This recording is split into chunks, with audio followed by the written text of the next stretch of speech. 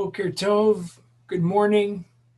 It's really powerful to be together, even through this strange medium of Zoom, as we come together for the Siyum B'chorim, the fast of the firstborn.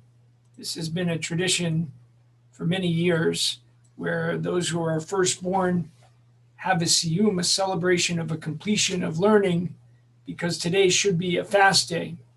The tradition says when the Jewish people, the Israelites, were saved from disaster, but at that time, since the Egyptians suffered, we need to sympathize and empathize with them.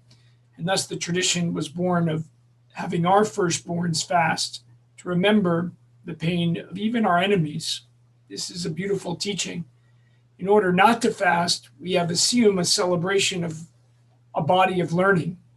And this year, Rabbi Kling Perkins and I, as well as learning with that Rabbi Kling Perkins did with her husband, Matt Goldstone, and that I did with my mother, Dr. Ann Lapidus Lerner, we learned Masechet Megillah, which deals with the laws of Purim, as well as a lot about prayer and other issues, as the Talmud loves to digress.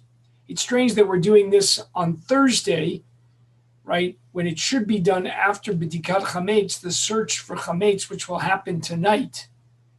But one of the reasons for that is because of the unusual nature of this year, when we are having Pesach on Saturday night, starting right after Shabbat. So since the fasting should be done on the day leading into Pesach, which would be Shabbat, and you don't fast on Shabbat for any minor fast day unless it's Yom Kippur, then the fast gets moved to the previous day, which is Friday. But the rabbi said, if we're already moving it, why move it into a day which leads into Shabbat? So they said, let's move that to Thursday.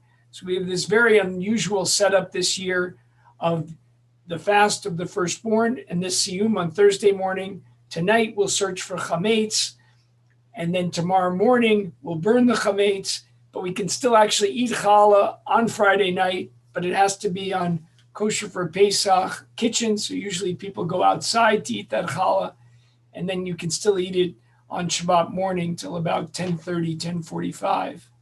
A weird year. A word about Masechet Megillah and the part that I found most compelling. Many areas that were really interesting and that my mother and Rabbi Kling Perkins will be speaking to as we complete this learning. But there's one passage that struck me, which comes from Amud Kavchet Amud Aleph, page 28a of Masechet Megillah, which talks about a synagogue that has been destroyed, right? A holy place, a mikdash. And the Mishnah says that a Beit Knesset shecharav, a synagogue that was destroyed or fell into ruin, it still has holiness. And therefore, there are certain activities that you still don't do, even though it's not any longer a synagogue. And it's fascinating to see that the holiness of a place still continues. I used to teach this passage of Talmud to my students, my US Wires in the mid-90s, when I was leading a trip to Poland and to Israel, where we spent 10 days in Poland and then about 5 weeks in Israel. This trip was an incredible experience because we not only saw what was the center, the cradle of Jewish life prior to the Shoah, before the Holocaust, we saw also the scenes of destruction.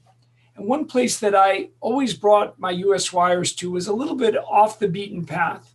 It was the city of Lublin, which right outside it had the terrible concentration camp of Majdanek, which certainly the citizens of Lublin saw, and the horrors that went on there because it was built right next to the city, and there were apartment buildings right next door.